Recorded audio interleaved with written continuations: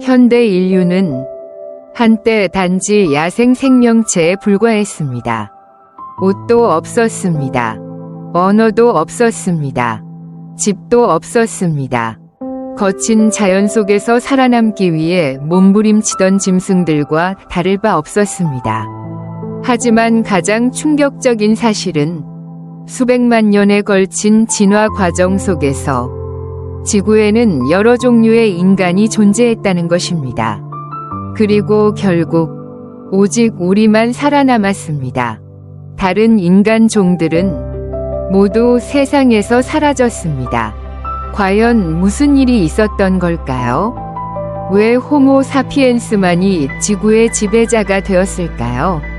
인류의 진화 과정은 많은 사람들이 생각하는 것처럼 아름답기만 한 이야기가 아닙니다. 그것은 생존의 이야기였습니다. 투쟁, 사냥, 적응, 그리고 도태, 아프리카의 고대 유인원 같은 존재들로부터 오늘날 문명을 만들어낸 현대 인류에 이르기까지 인류는 약 700만 년에 가까운 진화를 거쳐왔습니다. 경이로운 여정이었지만 동시에 수많은 미스터리와 공포가 숨겨진 이야기이기도 합니다. 그리고 아마 이 영상을 끝까지 보고 나면 여러분은 인간이라는 존재를 완전히 다른 시선으로 바라보게 될지도 모릅니다. 제1부 인류의 고대 조상들. 약 1.800만 년 전 지구는 지금과 전혀 다른 모습이었습니다. 아프리카의 많은 지역은 거대한 밀림으로 뒤덮여 있었습니다. 그리고 그 숲속에는 고대 유인원들이 살아가고 있었습니다. 그 중 하나가 바로 드라이오피테커스입니다. 그들은 인류의 아주 먼 조상 중 하나로 여겨집니다. 드리오피테쿠스는 몸집이 작았습니다. 주로 4발로 이동했고 나무를 오르며 생활했습니다. 뇌의 크기도 아직 매우 작았습니다. 그들의 삶은 오직 먹이를 찾고 포식자를 피하는 데 집중되어 있었습니다. 하지만 어느 순간 지구의 기후가 변하기 시작했습니다. 숲은 점점 줄어들고 넓은 초원이 펼쳐지기 시작했습니다. 많은 생명체들은 살아남기 위해 적응해야만 했습니다. 그리고 바로 그때 인류 역사상 거대한 전환점이 등장하게 됩니다. 약 400만 년 전 오스트랄로피테커스가 동아프리카에 나타났습니다. 이들은 2발로 걷기 시작한 최초의 인간형 생물 중 하나였습니다. 아직 걸음걸이는 서툴렀지만 직립보행은 모든 것을 바꾸어 놓았습니다. 2 손이 자유로워졌습니다. 물건을 잡을 수 있게 되었고 음식을 옮길 수 있었으며 간단한 도구도 사용할 수 있게 되었습니다. 2발로 걷는 것은 넓은 초원에서 더 멀리 관찰할 수 있게 해주었습니다. 루시라는 유명한 화석 역시 이 시기를 이해하는 데 큰 도움을 주었습니다. 오스트랄로피테쿠스는 여전히 유인원과 비슷한 특징이 많았습니다. 긴 팔, 낮은 이마, 작은 뇌. 하지만 그들은 인류의 시작을 여는 첫 번째 기반을 만든 존재들이었습니다. 제2부 최초의 인류의 등장. 약 240만 년 전 인류 진화 역사에서 매우 중요한 변화가 일어났습니다. 호모 헤빌리스가 등장한 것입니다. 그들의 이름은 손재주 있는 인간이라는 뜻을 가지고 있습니다. 그리고 이름 그대로 이들은 단순한 석기를 만들기 시작한 최초의 인간이었습니다.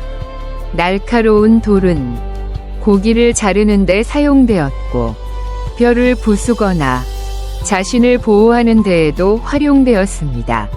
바로 이 시기부터 지능이 생존에 중요한 역할을 하기 시작했습니다. 호모 하빌리스의 뇌는 이전 조상들보다 더 커졌습니다. 그들은 작은 무리를 이루어 생활했고 음식을 함께 나누었으며 협력해서 사냥하기 시작했습니다. 이것이 바로 인류 사회의 첫 번째 기반이 되었습니다. 하지만 진화는 여기서 멈추지 않았습니다. 약 190만 년 전, 호모 에렉투스, 호모 이렉터스가 등장합니다. 이들은 진정한 진화의 도약이었습니다. 몸의 형태는 현대 인류와 훨씬 더 비슷해졌습니다. 키도 더 커졌고, 다리도 더 길어졌으며, 아주 먼 거리까지 걸을 수 있었습니다. 무엇보다 가장 중요한 것은 호모 에렉투스가 불을 사용하기 시작했다는 점입니다. 불은 인류의 역사를 영원히 바꾸어 놓았습니다.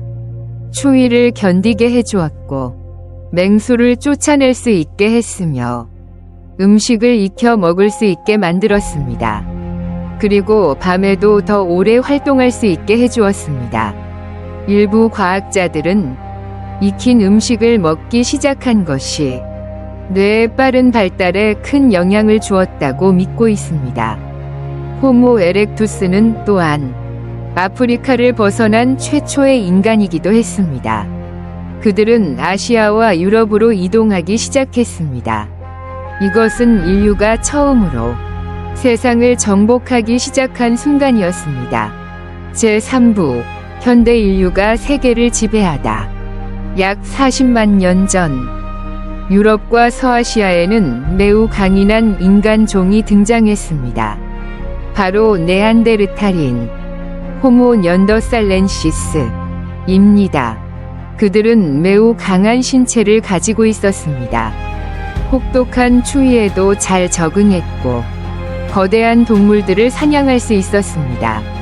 더 복잡한 도구도 만들 수 있었으며, 심지어 죽은 사람을 매장하기도 했습니다.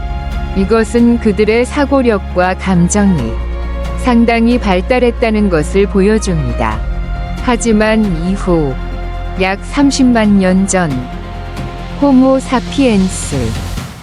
사피엔스가 아프리카에서 등장합니다. 바로 우리 인류의 직접적인 조상입니다. 호모 사피엔스가 특별했던 이유는 단순히 지능 때문만이 아니었습니다.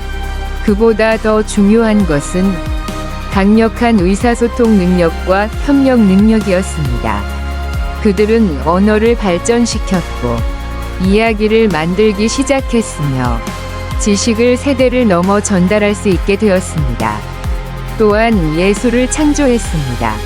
동굴 벽화를 그렸고 장신구를 만들었으며 문화와 신앙까지 형성하기 시작했습니다. 약 7만 년 전 호모 사피엔스는 전 세계로 이동하기 시작했습니다. 아프리카를 떠나 아시아로 향했고 유럽으로 퍼져나갔으며 호주를 거쳐 마침내 아메리카 대륙에까지 도달했습니다. 시간이 흐르면서 다른 인간종들은 점점 사라져갔습니다. 네안데르탈인은 약 4만 년 전에 멸종했고 결국 호모 사피엔스만이 유일하게 살아남은 인간이 되었습니다. 오늘날 수백만 년의 진화를 거친 인류는 거대한 도시를 건설했고 우주로 날아갔으며 인공지능까지 만들어냈습니다. 하지만 우리 안 깊은 곳에는 여전히 고대 조상의 흔적이 남아 있습니다. 그리고 인류의 진화는 아직 끝나지 않았습니다. 결론, 인류는 결국 어디로 향하게 될 것인가? 수백만 년에 가까운 진화를 거쳐 인류는 세상을 바꾸어 놓았습니다. 맹수 앞에서 두려움에 떨던 작은 생명체였던 우리는 이제 지구를 지배하는 존재가 되었습니다. 인류는 거대한 도시를 건설했고 비행기를 만들었으며 인터넷을 탄생시켰고 인공지능까지 만들어냈습니다.